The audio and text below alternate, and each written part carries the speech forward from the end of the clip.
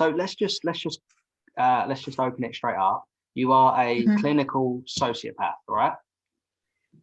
Yeah, the correct term though is ASPD. That's the diagnosis you get. Like there's no diagnosis called sociopath or psychopath. Okay. What the psychiatrist will tell you is antisocial personality disorder, ASPD for short.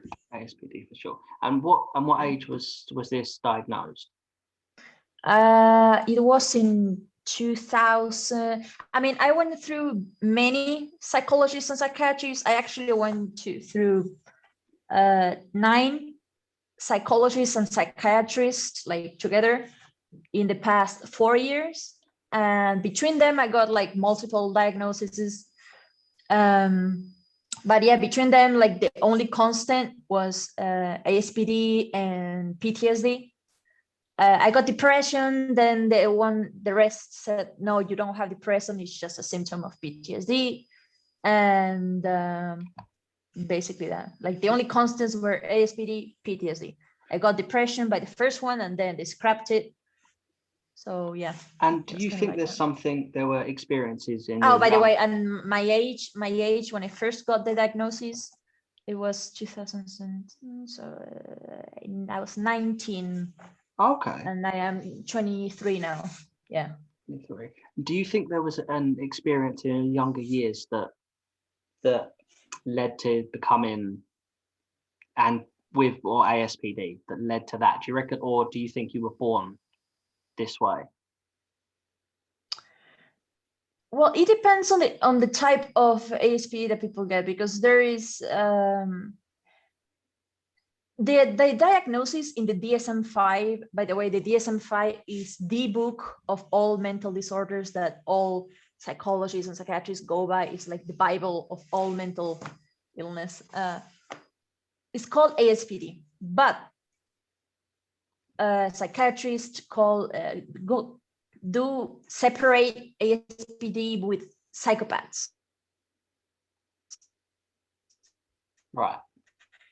It's like it's not the same thing for them. ASPD, they kind of refer to sociopaths, and when they say psychopath, they straight up refer to psychopaths. But yeah, it's not. It's very confusing, and there is no exact term because it is really fuzzy, and there is a lot of problematics between the terms and etc. Absolutely. And so you have already answered my third question there, which was, when did you become aware of the fact that you were or had ASPD? Yeah, I kind of went through the branches. Yeah. And how do you think it manifested through your childhood and early teens? Did you feel like you were different from your classmates, your family growing up? I mean, we all feel different in ways, but did you know you were different?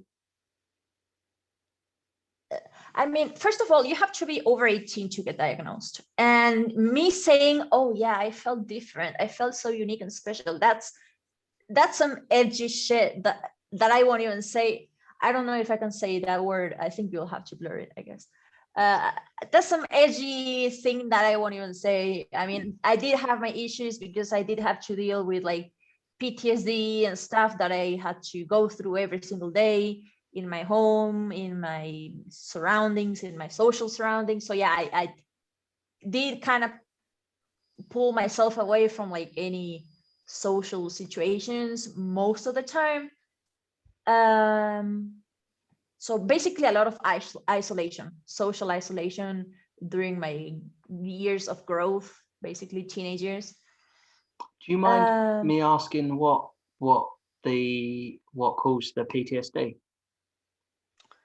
It wasn't an event in particular. It was just like a lot of things, a lot of constant things in like family and social situations. Basically, like, you know, like beating or you know, verbal, or in school, same thing. Or like being subject, or the main thing was seeing things that saying things like that you shouldn't be seeing, you know. Absolutely. Be witnessing things that you shouldn't be witnessing. Yeah, That was the course. main thing. I understand. And the stereotype is that sociopaths engage in violent and criminal behaviour. Has this been the case for you?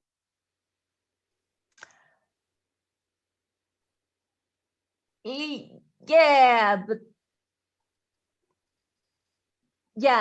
but it depends. It depends because with violent you can mean with you can mean like physically with other people, and that's not my case. Like I don't beat people up in the street, but I have gotten close. I mean, I almost stabbed someone once. Oh, we're getting into that.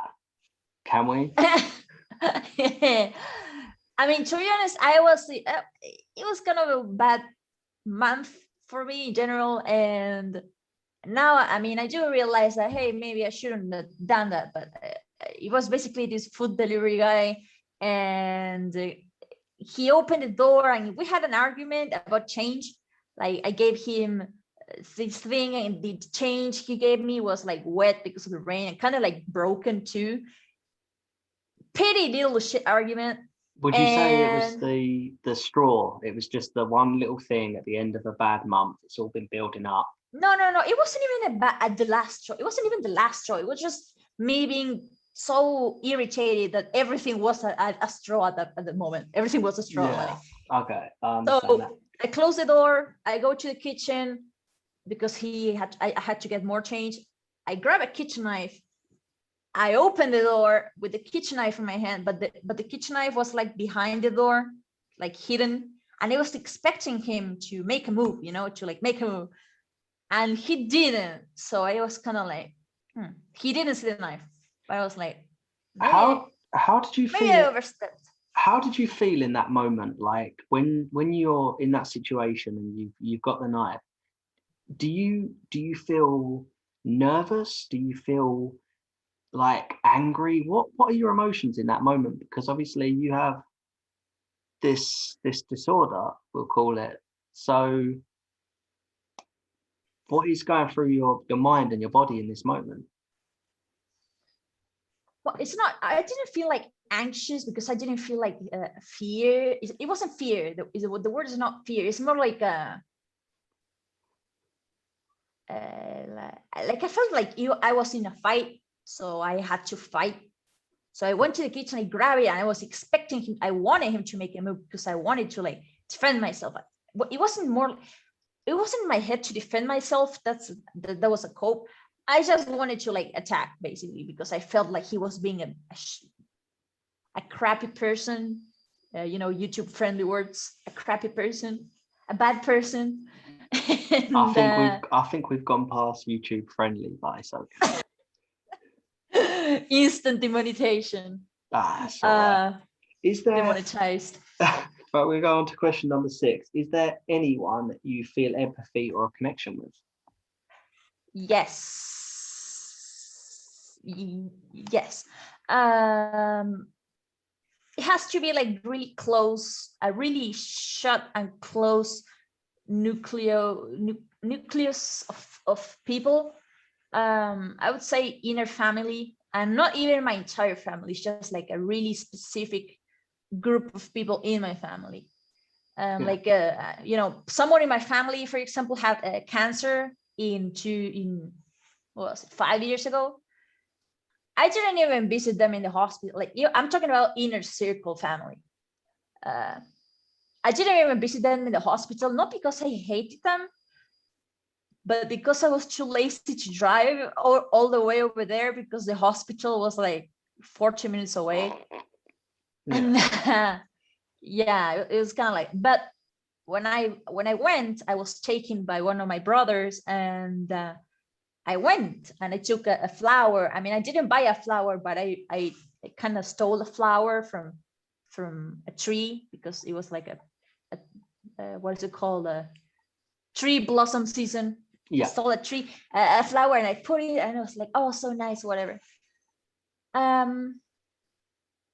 yeah, it is. So what I'm trying to say is that, for at least for me, empathy can be there, but it is kind of crippled version of what empathy is to other people. Yeah. Because I can be there for them, and I can be there for my brothers or siblings, but it's not the same, because I like my siblings, but I can also sneak into their house and steal drugs from them, like I've already have, or steal money from them, like I've already have. Or what drugs? I have to ask. Benzos. Okay. Back then I was doing a lot of benzos. It was you know what the YouTubers say is, when they're doing an apology video, it was in a dark place. Yeah, no. I'm sorry, fans. I was in a dark place. I apologize. And how would you say your friendships and romantic relationships are affected by your condition? Zero romantic relationships. I mostly just do one night stands. Actually, I only do one night stands. And friendship wise, it's like, I mean, it's complicated because I kind of do push people away, and the friends I make, like in college or in like the BDSM events that I go to, I do make friends in there, but I don't make it personally close. Like I can be friendly and I can be chatty and I can make them laugh, and like I can be like, I can be nice to them. I would imagine there's too much going on at a BDSM party to stop for a chat, right? I've never been. I don't. No, I mean, yes. Know. Yes and no. Like someone can be being whipped right next to you, and you're just having a chat and a smoke right outside while you hear the cha cha cha, like right inside, and the screams like harder. But you're just outside having a smoke, and I kind of like be social and socialize and make gestures and whatever. But I don't take it to a personal share our feelings level. I don't take it to a personal, yes, tell me, I will tell you all of my personal emotions and stuff. Like, of course I will ask them. It's a thing that I found, like kind of a survival quote social mechanism is to ask other people how they are doing, and ask other people to tell me about their problems so that I can help them. It's kind of my way to like befriend them in a way, so that they can depend on me for advice, so that they can depend on me for for advice. And if they need someone to talk to, they can count on me. I am like, you can count on me, you know, I'll be there to listen to you, because people love talking about themselves. Yes. People love talking about themselves. I am having an interview. I never had an interview. I'm loving this, you know. So if you talk to someone and you tell them to like tell you everything, and you can give them advice, and you like that person, by the way, not just anyone, otherwise you just, I'm trying not to say the B word, but the B word, like a dog, you know. Yeah. A mattress, a mat. So if you want someone that you can gain something from, you just ask them all, like, anything they need, you're there for them. So yeah. Do you see yourself ever committing in a relationship? Do you think that you could ever open up to that point? Oh, we got deep on this one. I'm sorry. No, I'm just imagining the comments section when this video releases, because if it helps, a lot of them are probably going to be asking why I look like Ellen DeGeneres. It's fine. So it's all right. No, it's fine. Because I want to say yes. Like, of course, I picture myself with someone sometime, but like the people who know me, they're gonna be like, no way, because I do have like certain fetishes that aren't compatible with a lot of people, you know. BDSM, I do like whipping people a lot, and like kind of fetishes that include bruising other people or physically damaging other people. And if I had like an ideal partner, they would have to be okay with that, you know. I mean, that's a given though, isn't it? You know, that's what dating's for, it's to find out. Okay. How has it affected your relationships with your family? The antisocial personality disorder. Oh, they don't know. But they don't know at all. No, they suspect. Yeah. Is Like it...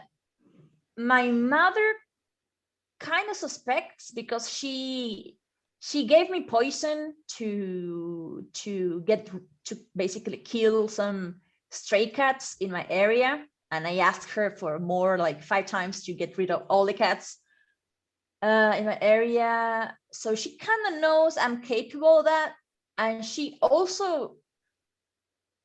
like a mind reader basically. She also knew that I had a dog like January last year, that I was sick of the dog. I was so tired of the dog just barking and barking and digging holes. I just grabbed that dog, I drove really far away, and I just dumped it on the street and drove away. And I told her, yeah, Mom, I just took the dog to this event, and this family adopted her. And she was like, you dumped it on the street, didn't you? And I was like, how do you know? How did you know? You know, she just knew. So could you not take it to a shelter or something like that? Or was in your mind, was it just like, I just want it done? Yeah, it was the easier option. I was just tired of the dog. I mean, I tried poisoning it the day before because I was so tired of the dog just barking. I tried poisoning it, and I did try the next day to take it to like an adoption center. Well, it wasn't a center, it was like some park where people took dogs to adopt them.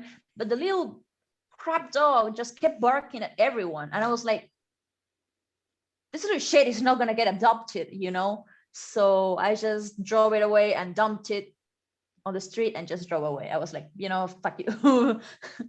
Be gone. Of course. And what about employment? Like, is it hard to hold down a job, to keep it a job? I have never worked. I am privileged just like that, so I don't need to work. I mainly just do art commissions, and I don't need to do anything else, at least for now. Like, I do have a car, I do have a house, and I can keep all of that afloat comfortably because I do like that, the privilege. And you sought help from a therapist. What made you want to do that? What made you feel like you needed that? I mean, why not, to be honest? Like, so many people, especially in the mentally ill community or in the small ASPD community, they're like, oh no, I would never, because they're afraid that they will get locked up in a ward, or that it will be put in their paperwork forever, and that if they do something criminal, it will be pulled up and they will go to jail for more time. In my opinion, there's 2 kind of people with ASPD: low functioning and high functioning. You can either, like, ASPD is not a advantage. Is like, too many people romanticize it. They think it's like a superpower.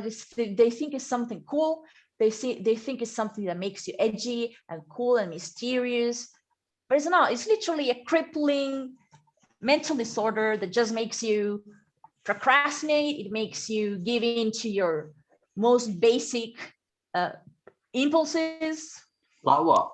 Like substance abuse, speeding, straight up killing an animal just because it annoys you, stabbing someone. Like, it's I didn't bad think you disorder. stabbed. Did you stab him? No, the person, not the person. Oh, okay. Who did you stab? No, but not the person. Someone else. No, not a person. Oh, animal? Maybe. Okay, all right. Well, I won't. Okay, right. And you've had quite a few therapist Terminator sessions. What's the story behind that? Yeah.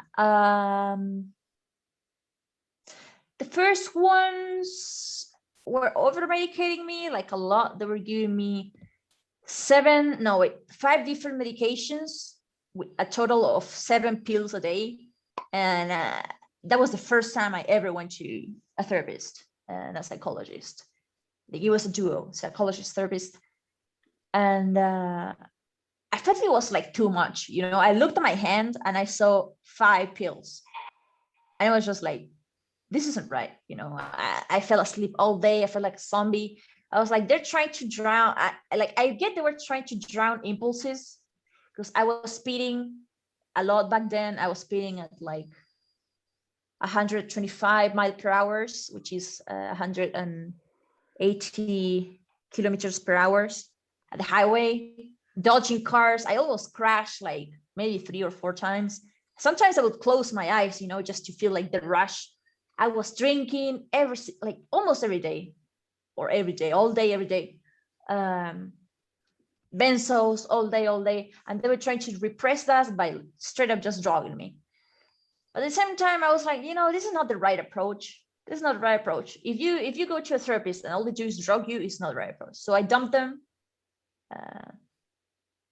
No, actually, I didn't dump them. I was like, I don't want to take all these pills. And they were like, don't tell me what to do. Like, you're being so upfront. I got angry at her, at the psychologist, because she was like, if you don't do this, I don't, like, you have to do this, or else we're going to terminate our sessions, blah, blah, blah. And that's when I looked at her, like, she was pissing me off. Like, I can't explain how much she pissed me off, to be honest. Like, I felt like a vein pop. And I just looked at her like a really bad stink eye. And she was like, I don't feel comfortable with the look that you just gave me. I don't feel comfortable anymore with our sessions, blah, blah, blah. She discontinued, and that was it. The second time it was similar. She said I was being too controlling of the sessions, which I was. I admit that. I can see that now. She also was. So we weren't getting anywhere. She kicked me the fuck out. Then I went to others, which I went to for the last 2 years. They were nice, but the medication they were giving me too little medication, and the wrong medication. They were also being too vanilla.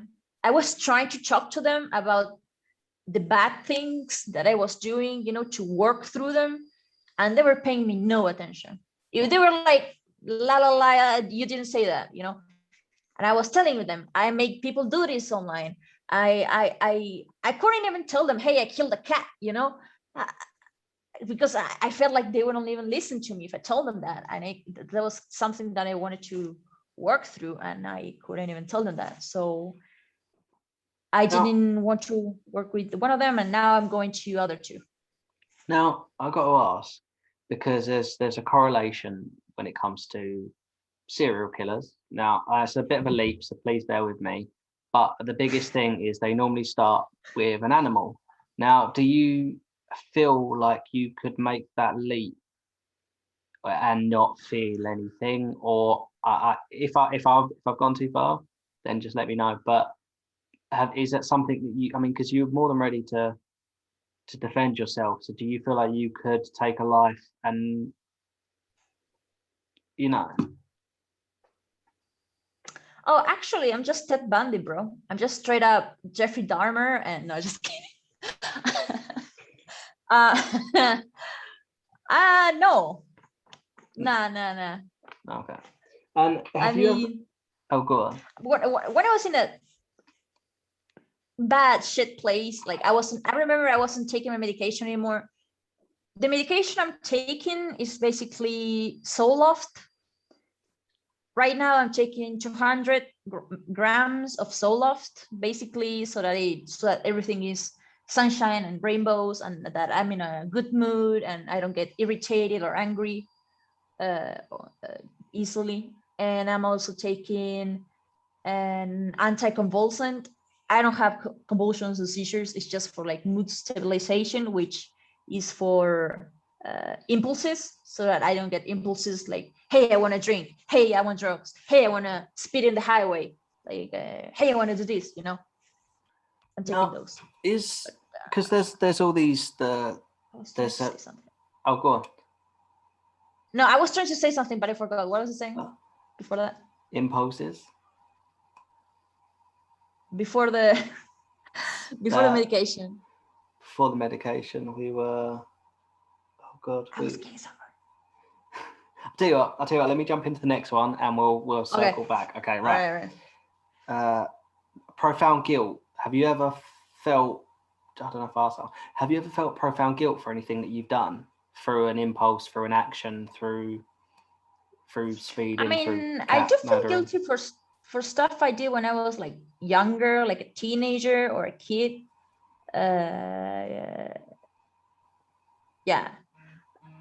Yeah, for those. But I don't regret killing a cat. I don't regret throwing the dog to the street. I don't. Like, there's stuff I've done like online. I know that online doesn't really count. It doesn't have the same effect like doing it in real life to another person. And but I still done it, you know. And I tell that to my new psychiatrist. I tell him everything, and he does help, because I can be completely honest. I'm like, yeah, I make people do this in the internet, and I have to watch people do this on the internet just for me, on live chat, like on live video chat. What would you say is the idea between the ASPD community? What made you reach out to other people? Was that to get a better understanding, or just to talk to people in your situation? Well, yeah, basically I joined. It was. I mean, I'm really basic. I don't really dwell into too many social medias. I just go for the basics: Reddit and Discord. I don't use Reddit at all. I just use it for like really basic stuff. I barely even talk, and I actually just hate Reddit, to be honest, and Discord. And yeah, I reached out just to see if I could be related somehow to anything that happened. But to be honest, the majority is just LARPers and wannabes. They're a pain in the ass, bro. By the way, LARPer, do you know what it means? Live action role play. Yeah. Yeah. They just pretend to be something, and it's so obvious and it's so painful to watch, because you're like, why are you doing this to yourself? And why are you making me watch this? You know? I think for some people, they need to feel an immersion. It's like people that love films or comics. You need something to escape from reality, because sometimes it sucks. And you know why? It is because people have this stereotype of the sociopath that is so edgy and that is so dark and mysterious, and they think that sociopaths are like, or psychopaths are like intelligent and whatever, and it's not. Like, literally, sociopaths and psychopaths have like below average IQ. Like, there's a study, I literally wrote it down just to tell you. Yeah, let's There's go. a study made by Brian Boutwell, analyzed by Cambridge. It was backed up by Cambridge and another university, Department of Psychology and Criminology, etc. They analyzed 180 studies, and they came up that the majority of people with ASPD who are in jail, but also who aren't in jail, like both jail and free, they have below average IQ, basically 90, basically 85 or 90, below average. The other half are average and like normal. Basically, the other half is just straight up just normal. And yeah, a small amount of the rest are higher IQ, but not massively, like 145 Ted Kaczynski type of like massive intellect. It's just normal. Now, is there something about ASPD, like, because there's obviously the stereotypes, there's the common misconceptions, what would you say is something about your condition that would surprise people? Things that the dark side of it, the things they don't see, like the mood swings, the urges, stuff like that. Is there anything else? Well, there's not many mood swings with ASPD. That's more like a borderline personality disorder thing. Yeah. Okay. And now, do you think it would be possible for a sociopath to have a moral code without a strong sense of empathy, or do you think the two come hand in hand? Actually, yeah, I mean, you can have like I wouldn't say code or a moral code, but you can have, you can be higher functioning. That's what I was going at before. If you go to a therapist, like I do, and it's like psychiatrist, like intense therapy, and you tell them everything about you, you can become higher functioning because basically you learn how to not act purely on impulse. You learn how to how to not act on impulse, how to deal with anger impulses better. You learn how to manage yourself and how not to be some brain dead caveman that just angry stab, Yeah. want this, steal. That's how you end up in jail. That's how you end up in jail, basically. That's why so many people with ASPD end up in jail, just because they never learn any better. Is there anything you wouldn't do based purely on underlying morality and not practical reasons or fear of getting caught? I wouldn't hurt a minor. Okay. But a major, an adult, you would, if the right circumstances were there, or just because? Yeah. I mean, I already have, like, but again, it's online. It's different. Like what I do in real life is to do it, to channel it in a healthier way, which is why I do BDSM. Yeah. You can like whip people and until like they bruise up or like bleed, not like full blood, but like bleed, and they like it. It's consensual. You can literally like hammer a nail through someone and have them like it because it's all consensual. And that is it's kind of a healthier way for me to get what I want, and they like it. So it's a win-win, Have you hammered a nail through someone? No. Oh, okay. Not, but I know people who like that in my area, and I definitely want to try it out, to be honest. Where do they hammer the nail? Oh, you don't want I don't think you want to know the answer. No, I really do. It's not even YouTube friendly, but I guess you can censor my words as I speak. Yeah. We'll censor your words. It'll just be my reaction. Okay, but I'll do the gestures through Okay. through the, and then through the lips, and they just hammer through the lips, and they just hammer the lips in the table, and the dude like comes and like fucks it while the lips are spread because they're like hammered on each side of the table. Wow, we're really going to have to mute that. I didn't think we would. That was amazing. Right. How do people usually react when you disclose your diagnosis to them? I don't do this person in person because that would be completely insane of me to do. Like the last thing I want is people to be like, oh no, ASPD bad, Yeah. People go through tags. People tag really easily, that man ugly, that man bad, that man short, that man bad, that person, I don't know, poor, that person bad. People go by this really basic caveman way of thinking. So if you tell them, hey, I am a sociopath, do you think they're going to be like, oh, this is a trustworthy person, I'm going to trust them? Nah, they're going to be like, hey, stay away from me. It's like any action film from the 90s. If they've got a European accent or a scar on their face, they're a villain. It just, because that's the only way to tell if someone's bad.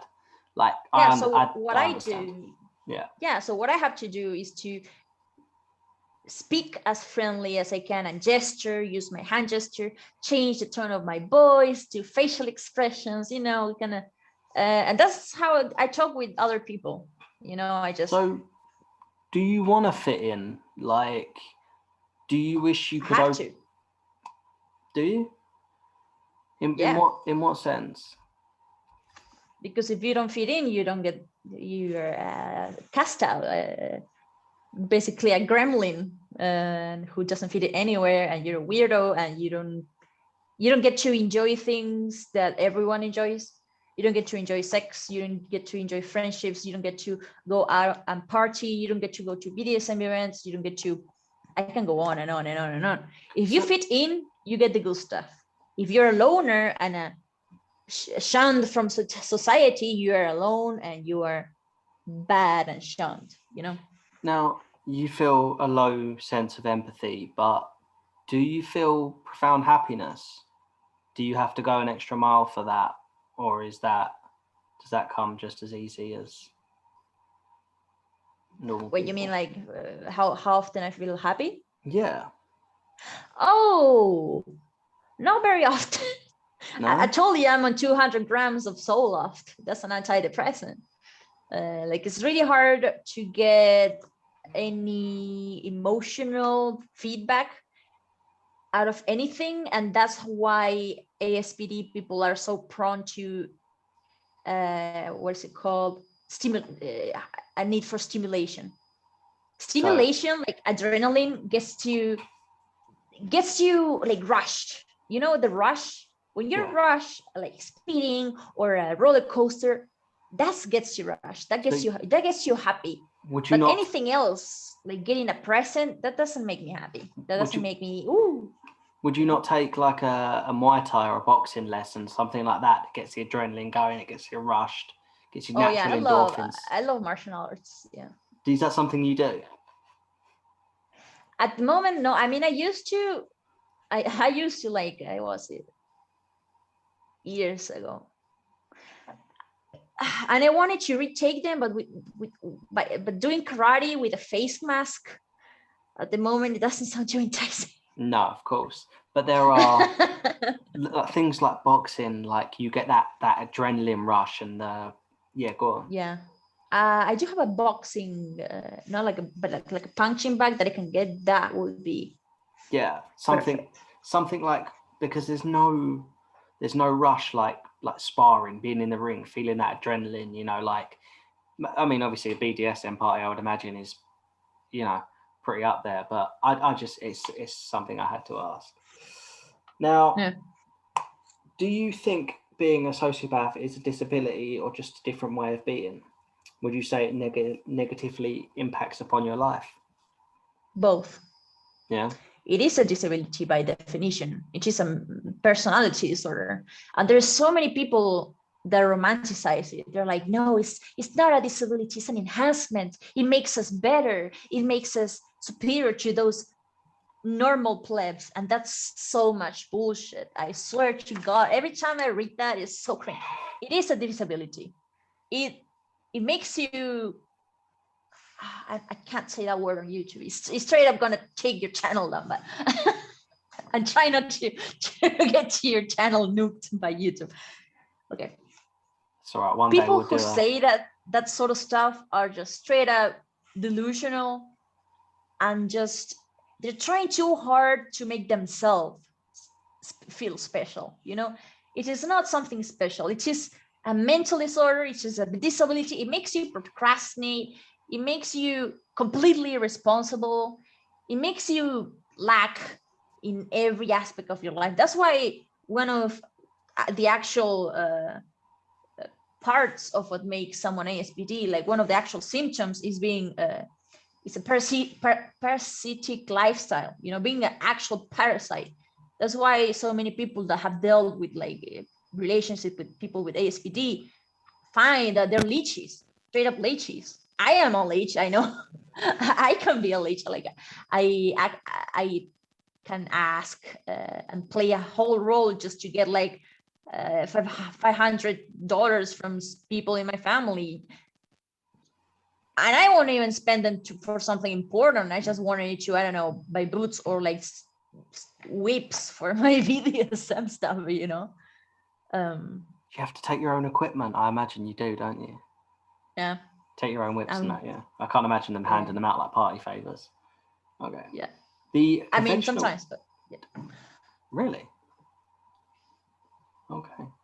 The conventional stance on sociopathy is that it's uncurable and nothing can be done to lessen it. Would you say that's actually true?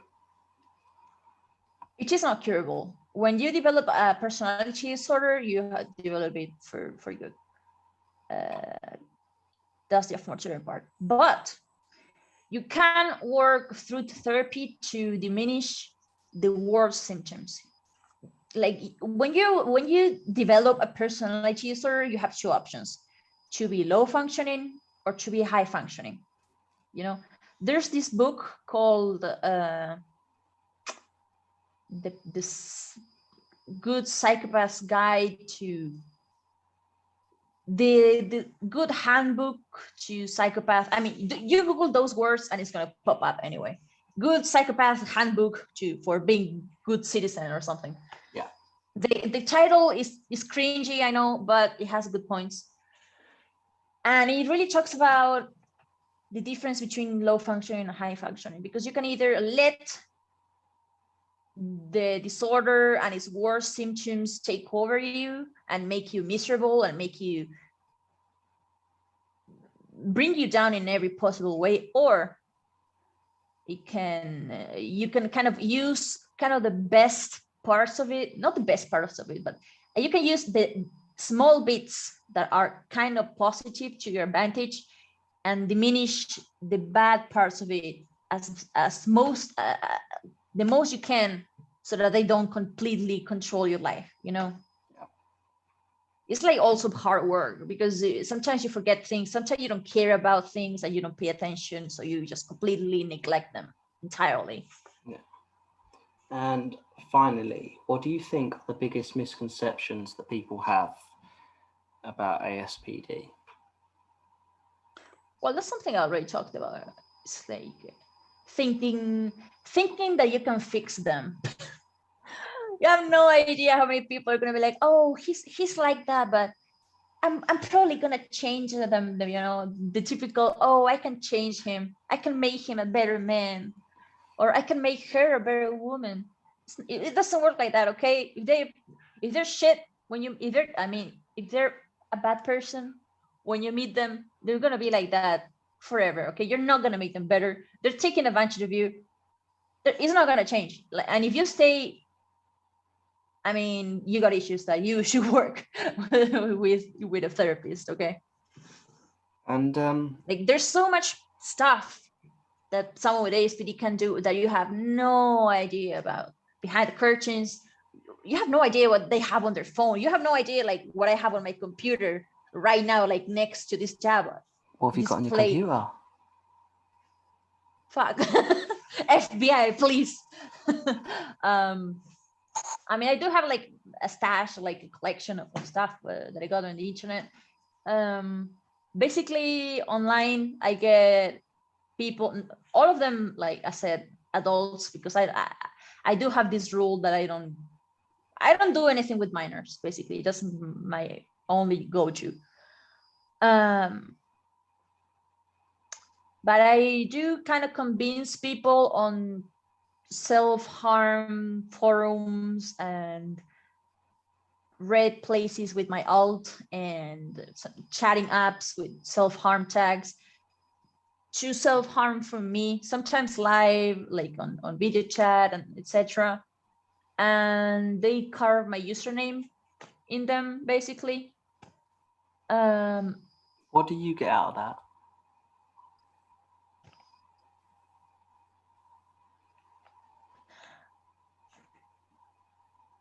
I mean, it's like stamp collecting, but different. You know? Yeah, I understand. I mean, No. Well, no, it was probably the worst way to explain it, but no. I just like getting it and collecting them and having it in my folder, numbered, and they're all willing participants, I would hope. I mean, I just talk them into it. Yeah. At first, they're like, I mean, I don't coerce them. I just sweet talk them into it. Okay. And yeah, that's 20 questions with. Thank you so much, Ari. It's been Thank you. a It's pleasure. been a pleasure. Yeah, it's been fun.